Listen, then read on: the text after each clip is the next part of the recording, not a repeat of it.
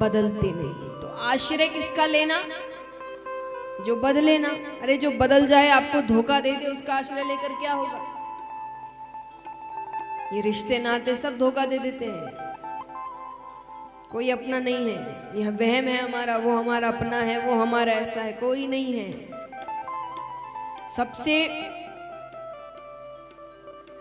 सबसे बड़ा सत्य, सोचिए उस समय शायद ही कोई व्यक्ति किसी के लिए झूठ बोले या गलत सोचे, पर जब किसी की मृत्यु हो जाती है तो उसके कई ऐसे अपने होते हैं, बहुत अपने, जो रो रहे होते हैं और ये कह रहे होते हैं कि उसको क्यों ले गए, मुझे क्यों नहीं ले गए। कई कह रहे होते हैं। हम सभी जानते हैं परिवार में किसी ना किसी की मृत्यु हो, या हमें भी ले जाओ। किसी दिन सच में यमराज आ गए ना, तो उसको छोड़ो, तुम चलो, बहुत जल्दी है ना, चलो। एक जाने को तैयार नहीं हो। जो वहां पर रो रहा है ना कि मुझे ले जाओ, वो इसीलिए क्योंकि उसको पता है ऐसा होने नहीं वाला। लेकिन जिस दिन ये चीजें होनी शुरू हो गई ना, कि मुख से कहते ही यमराज लेने आ गया, एक व्यक्ति नहीं कहने वाला ये लाइन। ये आप मुझसे लिखवा लो, कितना ही अपना हो। तो इतना अपना तो दुनिया में कोई नहीं जो आपके साथ ऊपर, तो इतना प्रेमी दुनिया में कोई नहीं है। सब स्वार्थ के रिश्ते हैं। कहते हैं कि सुर नर मुनि सबकी यही रीति, स्वार्थ लागी करई सब प्रीति। कि सबकी एक ही रीति है, जब स्वार्थ होता है तब सबका प्रेम जागता है। स्वार्थ खत्म, प्रेम खत्म। लेकिन इन सब में सिर्फ एक ऐसा रिश्ता है जो स्वार्थ का नहीं है, उनकी तरफ से। हमारी तरफ से तो वो रिश्ता भी स्वार्थ का है। भगवान को भी मनाने तभी जाते जब कोई काम होता है, वरना कोई भगवान को याद नहीं करता। ऐसा ही नहीं कहते हारे का सहारा। एक बात बताइए, भगवान कैसे नाम रखे गए? हारे का सहारा या दुख का साथी क्यों कहा गया है? सुख का साथी क्यों नहीं? बताओ, सुख का साथी क्यों नहीं है? सुख में कोई याद ही नहीं करता। महाभारत में आई ऐसी इतनी बातें होंगी, या तो पहले आप शांत होइए।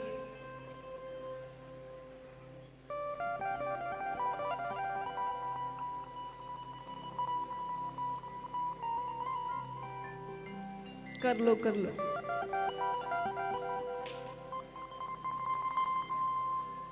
देश संभालने की बातें होंगी जरूर।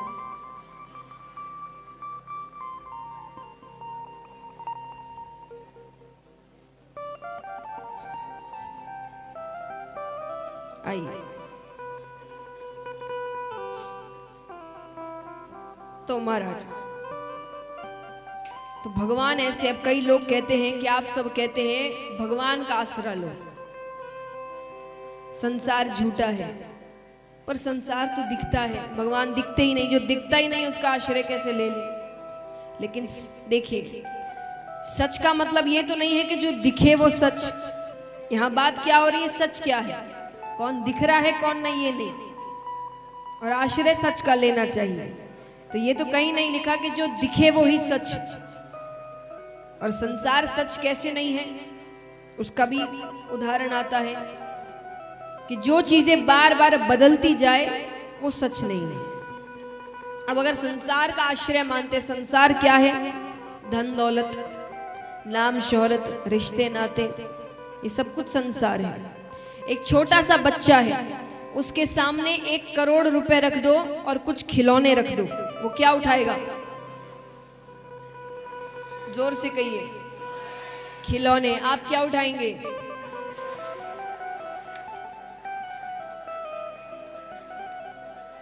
बदल गया ना आश्रय। एक ही जीवन में 2 बार आश्रय बदल गया। एक बार खिलौने उठाओगे, एक बार पैसे उठाओगे। अब वही मान लीजिए बुढ़ापे का समय है, एक तरफ 10 करोड़ रुपए रखे हैं और एक तरफ कहा गया है कि आपके पास ज्यादा से ज्यादा 10-15 दिन है आपके जीवन के। तो 10-15 दिन में या तो 10 करोड़ दे सकते हैं, या तो ये 10-15 दिन आप अपने परिवार के साथ बिता सकते हैं पूर्ण रूप से, हर कोई साथ में। क्या चुनोगे? परिवार। एक ही जीवन में 3 बार आश्रय बदला आपका, लेकिन इसी जीवन में एक ऐसा आश्रय बताइए जो बदला नहीं कभी भी। एक छोटे से बच्चे को सिखाते हम जय जय करो, वो हाथ जोड़ लेता है, और यही अंत में बुढ़ापे तक हम भगवान का नाम लेते रहते हैं। तो एक ही ऐसा आश्रय था जीवन भर में जो कभी बदला नहीं, वो था भगवान का आश्रय। तो जो बदले ना वो सच, तो सत्य मानी भगवान। आनंद क्या है? आनंद हम बाहर खोजने की कोशिश करते हैं, यहाँ चले जाएंगे तो बड़ा आनंद आ जाएगा, ऐसा कर लेंगे तो बड़ा आनंद आ जाएगा, ये देख लेंगे तो बड़ा आनंद आ जाएगा, और ये सब कुछ देर के आनंद होते हैं।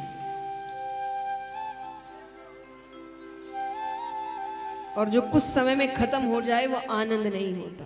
आनंद हमारे अंदर है, भगवान सबके अंदर है। जिसने भगवान को पहचान लिया, भगवान से प्रेम कर लिया, वो व्यक्ति दुख में भी सुखी होगा।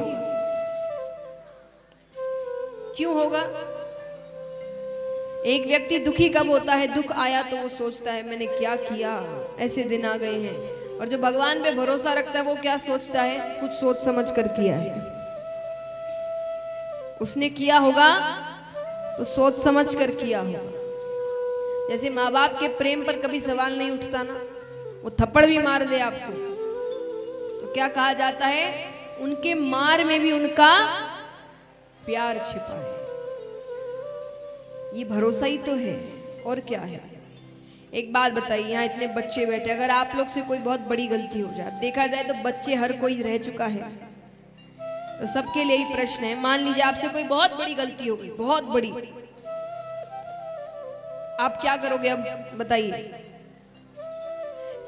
पहला लेवल छोड़ दीजिए कि आपने खुद ने बड़ी कोशिशें कर ली उसको ठीक करने की आपने, क्योंकि बच्चा पहली बार तो माता पिता को जाकर नहीं बताएगा, पहले तो वो खुद से कोशिशें करेगा ठीक करने की कि उन तक ना पहुंचे। लेकिन अब आपसे नहीं हो रहा, बात आपके हाथ से बाहर निकल चुकी है, अब क्या करोगे? हाँ बताओ जल्दी। एक बच्चा क्या करेगा? बच्चा माँ बाप के पास जाएगा, है ना? क्यों जाएगा?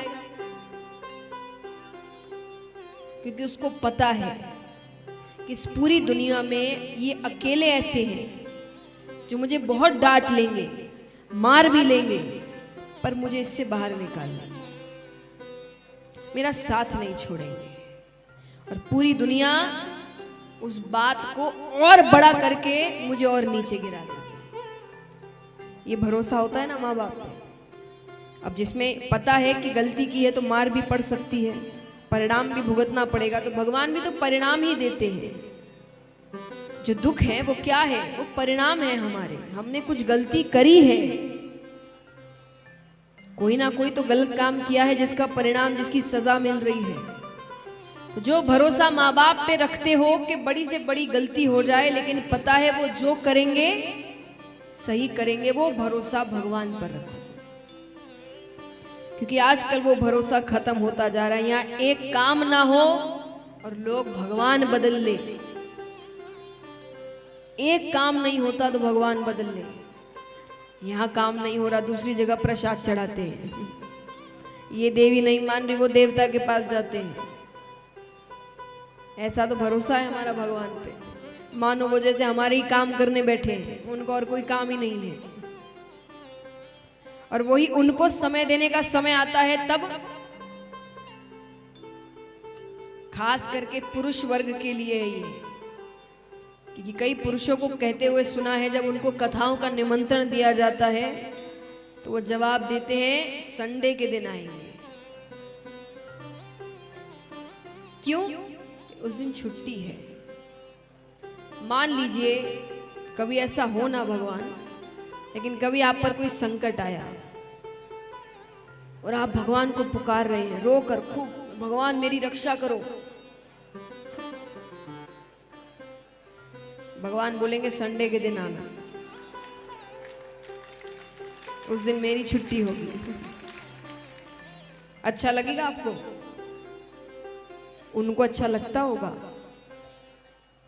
ये काम कराते वक्त तो कैसे चाहते हैं कि मैं एक पैर पे खड़ा रहूं इनके लिए, और मुझे समय देने के समय ये अपने अनुसार मुझे समय देते हैं कि हम खाली होंगे तो समय देंगे। पूरी दुनिया से पहचान बनाने में लगे पड़े हैं हम। यहाँ हर व्यक्ति चाहता है बड़े बड़े लोगों से पहचान बने, बनाते ही है। सभी कोशिशें करते होंगे यहाँ पर पहचान बनाने की, उससे रिश्ता बना रहे हैं, ऐसे लोगों से रिश्ता बना रहे हैं, बातें कर रहे हैं। क्यों करते हैं हम सब बताइए? क्योंकि एक साधारण चीज है, हर व्यक्ति करता है। क्यों करते हैं हम किसी लोगों से, बड़े बड़े लोगों से पहचान क्यों बनाते हैं बताइए? क्योंकि सब करते हैं ये चुपचाप बैठने से कुछ नहीं होगा, ये काम सब करते हैं। बताइए क्यों बनाते हो बड़े बड़े लोगों से पहचान? सही आंसर नहीं है एकदम।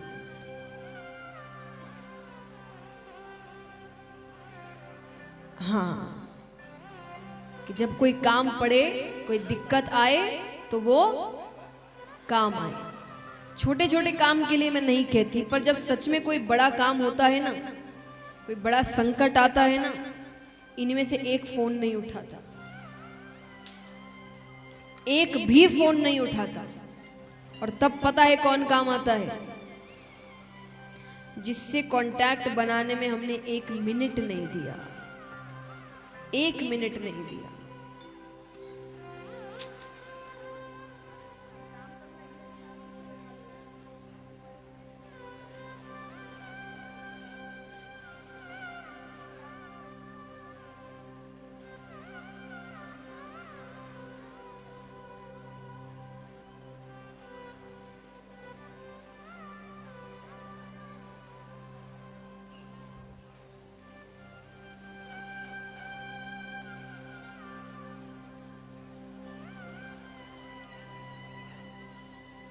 तो जब सच में संकट के दिन आते हैं, तब एक ही व्यक्ति काम आता है जिससे संबंध बनाने में आपने बिल्कुल समय नहीं दिया।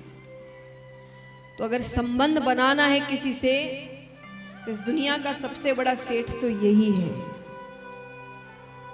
एक बात हमेशा याद रखना, इससे दूर रहोगे तो दूसरे सेठों के पास जाना पड़ेगा, इसके पास रहोगे तो दूसरे सेठ आपके पास आएंगे।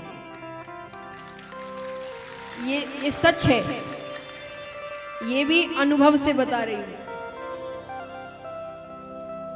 इसके बिना रहोगे तो दूसरों के पास जाना पड़ेगा, और इसके साथ रहोगे तो दूसरे आपके पास आएंगे। ये कृपा है इनकी। तो महाराज, और तापत्रय विनाशाय श्री कृष्णाय वयम नमः। 3 तरह के ताप होते हैं जो सांसारिक जीवन में जीते हैं, उन सभी के दैहिक, दैविक और भौतिक। भगवान इन तीनों तरह के तापों से हमें मुक्त करते हैं।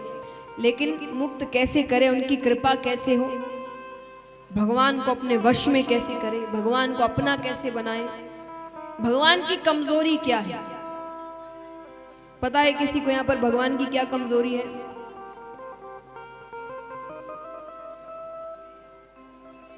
भगवान भक्त को रोते हुए नहीं देख सकते। मैं नहीं कह रही, लिखा गया है। भगवान भक्त को रोते हुए नहीं देख सकते। भगवान कहते हैं, सन्मुख होए जीव मोहे जबहि। पापी से पापी भी एक बार मुझे रोकर पुकार ले कि हे नाथ, मैं आपका हूं, मैंने लाखों गलतियां करी होगी पर अब मैं आपका हूं। कि सन्मुख होए जीव मोहे जबहि, जन्म कोटि अदनासहि तबहि।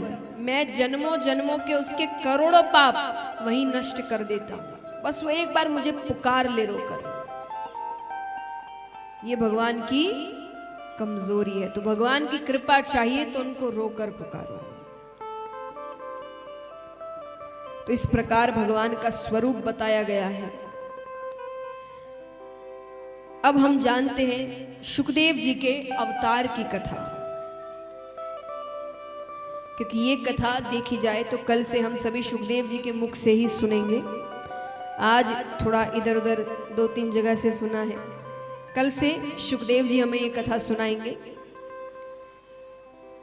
तो सुखदेव जी के अवतार की कथा अलग अलग शास्त्रों में अलग अलग ढंग से बताई गई है, पर दंत कथा के अनुसार एक बार ब्रह्मा जी ने ब्रह्मलोक में एक सभा का आयोजन किया और उसमें सभी देवी देवता यक्ष गंधर्व किन्नर सब आते हैं। जैसे सभा यानी जैसे बड़ी बड़ी ऑफिसेज होती तो मीटिंग्स होते हैं ना वहाँ पे कि काम कैसे आगे बढ़ाएं, अब और नया क्या करें, तो मीटिंग में काफी लोग बैठते हैं। तो ये ऊपर भी होती है, वो पूरी दुनिया चला रहे, वहां मीटिंग्स नहीं होगी, अब नया क्या करें, ऐसा चल रहा है दुनिया को ठीक कैसे करें, वहां ऊपर भी ये सब काम होते हैं। तो ब्रह्मा जी ने एक सभा का आयोजन किया, सब बैठते हैं। तो ब्रह्मा जी ने वहां एक प्रश्न पूछा कि 3 लोक 14 भवन में सबसे महत्वपूर्ण कीमती वस्तु क्या है। अब सब अपनी अपनी राय दे रहे हैं, कोई कहे कि हीरा, कोई कहे सोना स्वर्ण, कोई कहे चांदी। अब वहां ऋषिगण भी बैठे थे, उन्होंने कहा ये सबसे कीमती तो नहीं है, ये बहुतों के पास मिलेगी। यहां भी कईयों के पास होगी सोने की वस्तु, किस किस के पास है हाथ उठाना।